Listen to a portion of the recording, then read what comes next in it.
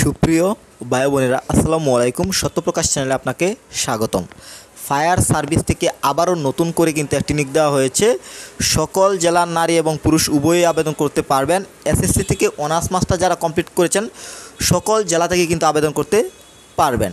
তো পেজটিতে পুরো সার্কুলারটি দেখতে পাচ্ছেন। এই পুরো সার্কুলারটি আমি ধারাবাহিকভাবে উপস্থাপন করব, তাই ধৈর্য সহকারে পুরো ভিডিওটি দেখতে থাকুন। আপনাকে সতর্ক করার জন্য বিষয়টি বলছি, এটি কিন্তু ফায়ার সার্ভিসের সর্বশেষ সার্কুলার। যেই সার্কুলারটি প্রকাশিত হয়েছে 26/4/2023, এটির পরে ফায়ার সার্ভিসের কোনো সার্কুলার কিন্তু আসে নাই। কিন্তু 90% ইউটিউবার কিন্তু আপনাকে ভুল তথ্য দেবে এবং উল্টাপাল্টা ভিডিও আপলোড করবে শুধু ভিউজ পাওয়ার জন্য। তাই যদি আপনি সবসময় ঠিকঠাক ভিডিও পেতে চান, অবশ্যই আমার চ্যানেলটি সাবস্ক্রাইব করে রাখতে পারেন। আপনি যেন কখনোই প্রতারিত না হন, তার জন্য এই বিষয়টি আপনাকে নোটিশ করলাম যে এটি কিন্তু ফায়ার সার্ভিসের সর্বশেষ সার্কুলার।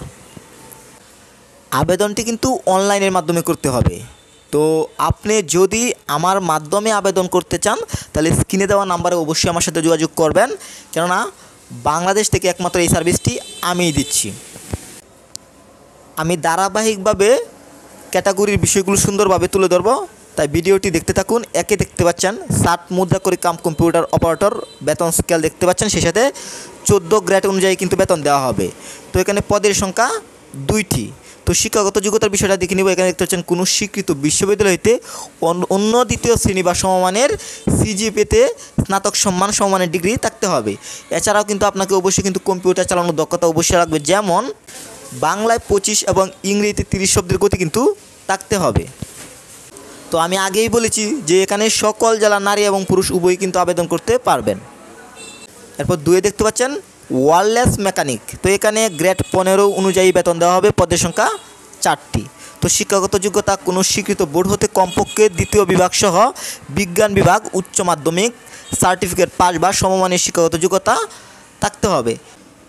তো এই 2 নম্বর ক্যাটাগরিতে আপনি যদি বিজ্ঞান বিভাগ থেকে উচ্চ মাধ্যমিক কমপ্লিট করেন আবেদন কিন্তু করতে পারছেন। এরপর 3 দেখতে পাচ্ছেন অফিস সহকারী। তো এখানে গ্রেড 16 অনুযায়ী বেতন দেওয়া হবে, পদের সংখ্যা 1টি। তো এখানে যে কোনো স্বীকৃত বোর্ড হইতে উচ্চ মাধ্যমিক সার্টিফিকেট পাস হলে কিন্তু আপনি আবেদন করতে পারছেন। তো আপনি যদি ইন্টার কমপ্লিট করেন আবেদন কিন্তু এই ক্যাটাগরিতে করতে পারবেন। এরপর 4 রয়েছে স্টোর সহকারী। তো এখানে গ্রেড 16 অনুযায়ী বেতন দেওয়া হবে, পদের সংখ্যা 2টি। তো এখানে যে কোনো স্বীকৃত বোর্ড হইতে উচ্চ মাধ্যমিক সার্টিফিকেট পাস বা সমমানের শিক্ষাগত যোগ্যতা। তো আপনি যদি ইন্টার কমপ্লিট করেন এই ক্যাটাগরিতেও কিন্তু আবেদন করতে পারছেন। তবে টাইপে অভিজ্ঞতা সম্পন্ন প্রার্থীদের অগ্রাধিকার দেওয়া হবে। আপনি যদি টাইপের গতি থাকে বা কম্পিউটার চালানোর দক্ষতা থাকে অবশ্যই কিন্তু আপনাকে অগ্রাধিকার দেওয়া হবে। 5 দেখতে পাচ্ছেন ইলেকট্রিশিয়ান। তো এখানে গ্রেড 17 অনুযায়ী বেতন দেওয়া হবে, পদের সংখ্যা 1টি। কোনো স্বীকৃত টেকনিক্যাল ইনস্টিটিউট হইতে অটো ইলেকট্রিশিয়ানের সার্টিফিকেট দাঁড়ি। তো আপনার এখানে যে যোগ্যতার কথা বলা হচ্ছে এই যোগ্যতা হলে কিন্তু আপনি আবেদন করতে পারছেন। সর্বশেষ 6 দেখতে পাচ্ছেন অফিস সহায়ক। তো গ্রেড 20 অনুযায়ী বেতন দেওয়া হবে, এখানে পদের সংখ্যা 3টি।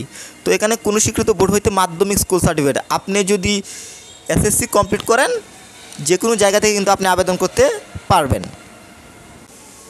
আশা করি ক্যাটাগরির বিষয়গুলো বুঝতে পেরেছেন। এখন আমি আবেদনের নিয়মাবলী শর্তাবলী, কত তারিখ থেকে আপনি আবেদনটি করতে পারেন, এছাড়াও ক্যাটাগরি অনুযায়ী কত টাকা আপনাকে পেমেন্ট করতে হবে টেলিটক প্রিপেড সিমের মাধ্যমে সংক্ষিপ্তভাবে তুলে ধরব।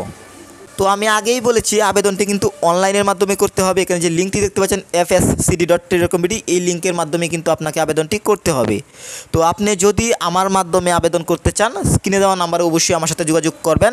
একমাত্র বাংলাদেশ থেকে এই সার্ভিসটি আমিই দিচ্ছি। আপনি চাইলে 50 টাকায় কিন্তু আমার মাধ্যমে আবেদনটি করতে পারছেন। তো আবেদনটি শুরু হতে চলেছে 30/4/2023 সকাল 10টা থেকে।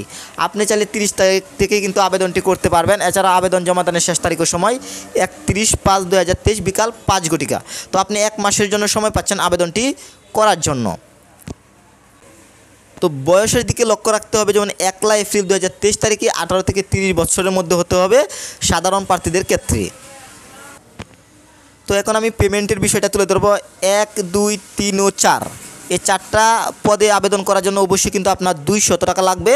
1 থেকে 4 নংয়ের কথা বলছি।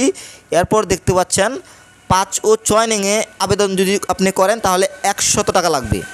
প্রবেশপত্র প্রাপ্তির বিষয়টিও দেখতে পাচ্ছেন। এছাড়াও পেজটিতে কিন্তু আবেদনের শর্তাবলী দেখতে পাচ্ছেন। তো এগুলো পরবর্তী সময়ে প্রয়োজন হবে, এই মুহূর্তে প্রয়োজন নেই। তো দেখে নেব সার্কুলারটি কার দায়িত্বে রয়েছে। মোহাম্মদ ওয়াহিদুল ইসলাম, পরিচালক, সভাপতি, বিভাগীয় নির্বাচন কমিটি। তো এই হচ্ছে ফায়ার সার্ভিসের সর্বশেষ সার্কুলার। আশা করি পুরো সার্কুলারটি বুঝতে পেরেছেন। আমি আবারও বলছি, আপনি যদি আমার মাধ্যমে আবেদন করতে চান তাহলে স্ক্রিনে দেওয়া নাম্বারে অবশ্যই আমার সাথে যোগাযোগ করবেন। সবাই ভালো থাকবেন। আল্লাহ হাফেজ।